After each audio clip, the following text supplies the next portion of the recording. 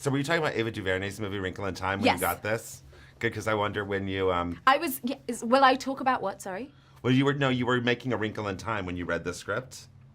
I was actually making Cloverfield Paradox. Oh, yeah. But then I shot Wrinkle in Time, and then I went to do this. Yes. So I went almost straight for. So when I read the script, I was reading Cloverfield. Right. But when I was shooting Wrinkle, I was going to this directly afterwards. Wow. Okay, can you just let your last outlet? Yeah, it's the Code Black generic. Anytime, sir. Okay, so the $1 million question. Can you tell me about the movie and your character? Yes. I play Ruth in Fast Color. And Ruth is a woman, when we first meet her, she seems to be on the run. She seems in a desperate state. She's sort of breaking out of an abandoned building. You know, the world around her seems to be dying. It's a very barren world. And she's in this fight or flight, adrenalized mode of survival. And I was really intrigued by that because as the movie opens, you can't tell if she's a criminal, if you should be judging her as some sort of anti-hero. Is she good? Is she bad? What's she running from? I was just hooked. And then, we discover that she actually ends up at this farmhouse, which is her family home, and we discover her mother and her daughter that she has left behind many years ago. And for me, I just thought that was such an interesting way to sort of start a film, because so often that's where the story ends, is the hero goes home happy ever after, the end. And there was something about this that seemed to go a little deeper, which is, well, what happens when you get home? What happens? Because sometimes that's when the real work begins. That's when you have to confront your demons. That's when you have to readdress your relationships. And that's when you sometimes have to admit that maybe you're not as perfect as you like to present to the outside world. So for me, it went a little deeper, and I loved the fact that the film as a whole is really set in this very grounded, gritty world.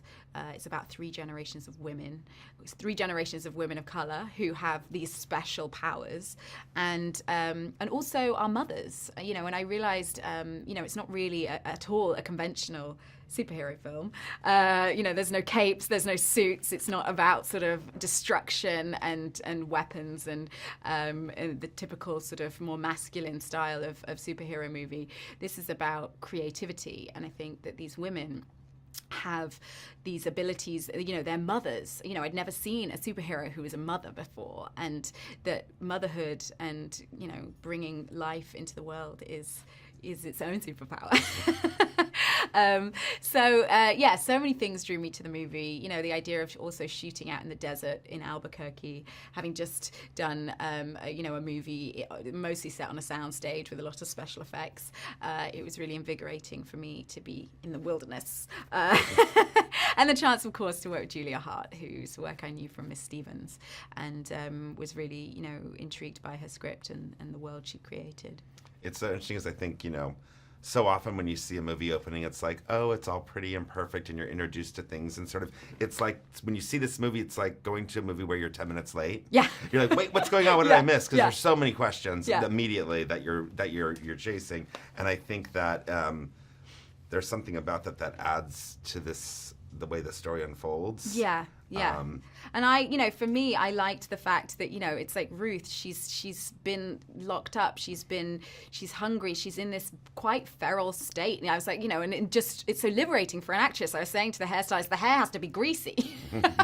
Like, I have to look like I'm sweaty. I've got dried blood spattered in my face and sand in my hair, and that for me was really, liberating, to be able to contact that state, which often, we see men in movies all of the time. And, I think also talking to Julia about that traditional male iconography of the Western, the man in the desert, and actually to put a woman in that environment is quite arresting, and I think somewhat radical. One of the things, it's interesting that she's battling these addiction issues, and it's sort of curious because I don't think it's explained, but I'm curious if you made a choice about it with just the idea of, was she, because she didn't have control of the powers, did she take drugs to escape and then it became a problem, or because the drugs seemed like they helped her even though before we ever meet her, at some point, because of what she was battling with. Yeah, it's and a complicated. Yeah, we talked about it because in the movie, you know, it's not completely defined, but I needed to make it specific for myself. And I think, you know, for me, she, you know, as a young child, Ruth had these gifts, but you know, they overwhelmed her. She had these seizures. It's sort of metaphorical in that sense. You know, this power that erupted within her, she found she could numb.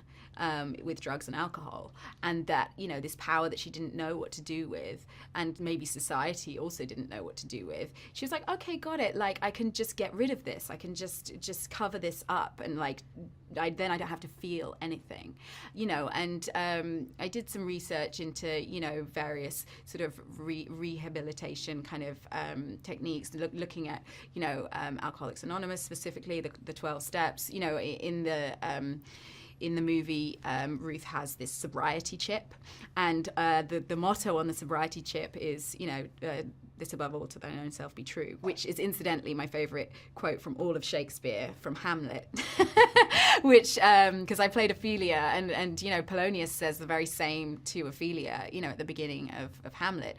And that was, you know, integral to me. You know, I wanted her to have tattoos. I wanted her to have scars of a sort of misspent youth, if you like. And so we decided that this above all to thine own self be true would be her tattoo. So that was really wonderful, and I was able to collaborate with the makeup artist to design that. So that was a kind of nice way to sort of weave in this history that is just in her. We don't necessarily have to explain it.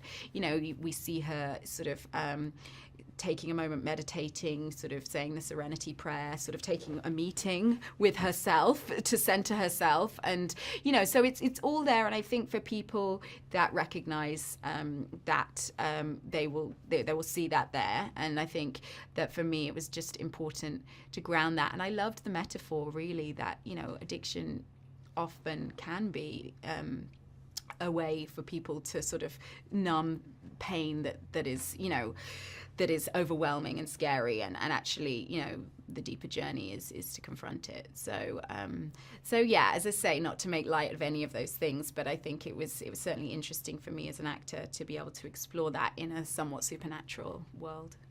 Let's talk about working with some of your co-stars. I mean, I think Lorraine is so powerful, and the two of you together on screen, I mean, is just really something to watch.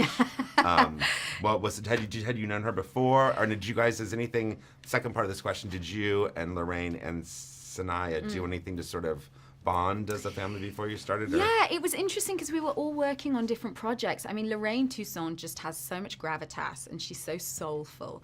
And I was filming Irreplaceable You in New York, and she was based in New York, so we got to like meet for lunch or something in New York, and it was really just immediately meeting her. She's sort of like this Earth Mother goddess. She just brings that quality, and so there is an instant bond there with her. Saniyya, I was actually part of the audition process for Saniyya. I think that Julia had seen, you know, many young girls to play the role of Lila, and I met with and auditioned with maybe 4. And the moment that Saniyya walked in, I mean, everybody was amazing and talented in their own way, but the moment Saniyya walked in, you know, she was just so present, and she was like, I feel like she'd just like come off the football field or something. She was just like in her body. She was just, you know, had this sort of lively spark to her. And I said, oh, hi, Saniyya, that's like so amazing to meet you. What does your name mean? And she said, you know, brilliant and blessed. And I was like, oh, okay, well, my name's Gugu. It means our pride. I think we're going to get along. You know, she was just such a character, and so talented. So really the audition process was really, you know, the time that we got to meet. And then once we were in New Mexico, you know, everyone's away from home. There's definitely that sort of camp vibe that you have when you're out, you know, staying somewhere different. And I think that forces everybody to bond as well. All right, that's it. That's Thank you. it. Yeah.